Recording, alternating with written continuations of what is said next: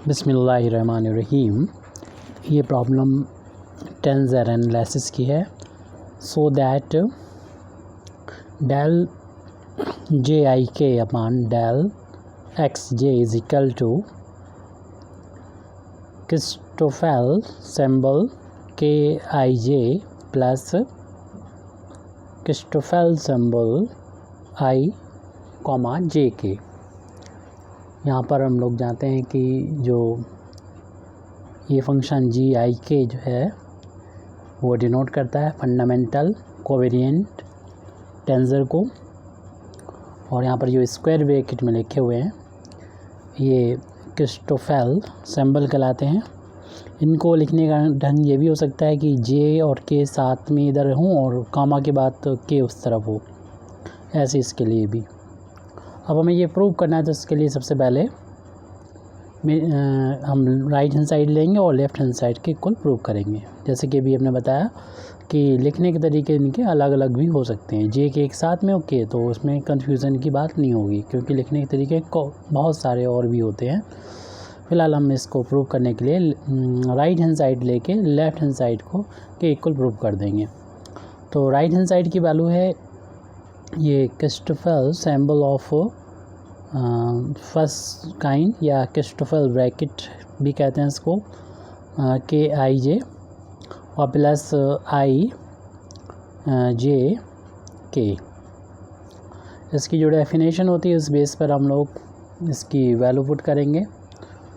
यानी Christoffel symbol of first kind की जो वैल्यू होती है वो फंडामेंटल कोवेरिएंट टेंसर की फार्म में, उसके पार्शियल डिफरेंशिएशन की फार्म में ये होती है, यानी 1/2 डेल जी। यहाँ पर देखिए के जो है वो दोनों के साथ में आएगा, मीन्स जे के अपॉन डेल। अब इसमें ये आई नहीं है तो del x over del x i आएगा, यहाँ पर आई आएगा। के इसके साथ में भी आएगा और ये प्लस वाला जो दूसरा है उसके साथ में भी के आएगा, यानी डेल जी आई के। जो एक यहाँ पर अकेला है वो इन दोनों के साथ में आ गया, जे के साथ में भी आ गया और के जो है आई के साथ में भी आ गया। और यहाँ पर इसके अलावा जो छूट जाता है अपान में एक्स जे छूट गया तो एक्स जे आएगा यहाँ पर, और माइनस में वो आता है जो इसको ख़ास तौर से ध्यान में रखते हुए डेल जी। तो यहाँ पर आई जे लिखे हुए हैं वो टोटल यहाँ पर आ जाएंगे ऊपर इसके साथ में, यानी यहाँ पर जो जी है वो आपको मालूम है फंडामेंटल कोवेरिएंट टेंसर को डिनोट करता है, जिसमें सफिक्स में जो आई जे लिखे हुए हैं वो यहाँ पर लोअर स्पेस में लिखे होते हैं, अपर में लिखे होते हैं, ऊपर लिखे होते हैं, उसे बोलते हैं फंडामेंटल कोवेरिएंट टेंसर। अगर लोअर साइड में लिखे होते हैं तो उसे कहते हैं फंडामेंटल कोवेरिएंट टेंसर, जैसा कि हम लोगों का यहाँ पर है। और डेल एक्स, अब इसमें क्या छूट गया, आई जे हो चुके तो बचा के, तो के को यहाँ लिख देंगे, यानी ये वाला के यहाँ पर आ गया। यानी इससे देख के इसको लिख सकते हैं। माइनस वाला जो है वो इसी के अकॉर्डिंग ही बिल्कुल आता है, यानी आई जे एक साथ में है तो इधर आई जे इसके साथ में आएंगे और के नीचे आ जाएगा। अब इसको जिस तरीके से लिखा है इसकी वैल्यू भी ऐसी आ जाएगी, यानी 1/2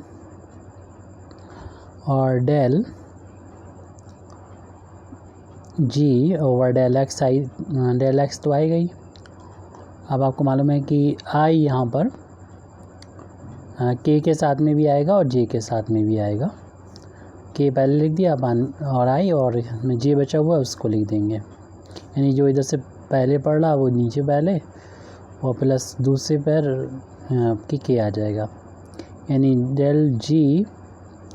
या इसकी बात करें तो आई इसके साथ में भी रहा, इसके साथ में रहेगा, के साथ हो गया, अब जे के साथ में और फिर आई अपान में डेल, पहले जे आ गया यहाँ पर, आपकी के आ जाएगा यहाँ पर, या ऊपर देख के भी लिख सकते हैं आई जे और के। माइनस वाला तो फिर इससे मिलता जुलता ही होता है, यानी डेल जी जे के जो लिखा हुआ जे के यहाँ पर, और डेल एक्स आई।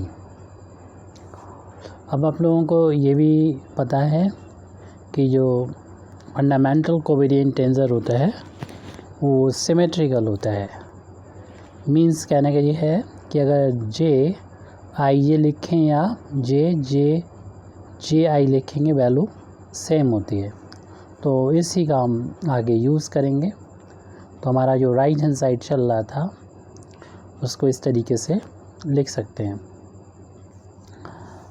1/2 को चाहें तो टोटल से बाहर ले लें। टोटल से इन दोनों ब्रैकेट से जब 2 से बाहर लिया तो इसको लिखेंगे डेल जी जे के अपान डेल एक्स आई और सिमेट्रिकल ऑर्डर में लिखेंगे।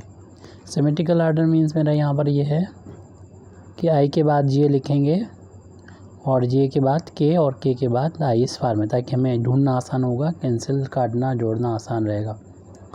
तो के के बाद आई होना चाहिए और चूँकि सिमेट्रिकल है तो इनको इंटरचेंज कर सकते हैं, तो हम इनको इंटरचेंज कर देंगे क्योंकि के बाद आई लिखना चाहिए। तो डेल के आई अपान में डेल एक्स जे ऐसे लिख दें, माइनस डेल जी आई जे, ये सिमेट्रिकल ऑर्डर में लिखा हुआ है ऐसे ही रहने दें, प्लस 1/2 बाहर हो चुका है तो हमारे पास ये बचा हुआ है, इसको लिख देते हैं डेल जी के आई अपान में डेल एक्स जे। इसमें कोई चेंज नहीं किया, इसमें चेंज कर लेंगे क्योंकि हम लोग जानते हैं ये फार्मूला जी यानी जो फंडामेंटल कोवेरिएंट टेंसर होता है वो सिमेट्रिकल होता है, तो इससे हम चेंज करके लिख देंगे, यानी डेल जी आई जे लिख देंगे अपान में डेल एक्स के और माइनस ये भी सेम ऑर्डर सही लिखा हुआ है, जे के बाद के आ रहा है इसलिए ऐसे लिखा रहने दें, डेल एक्स यहाँ पर आई होगा, ये आई ब्रैकेट क्लोज।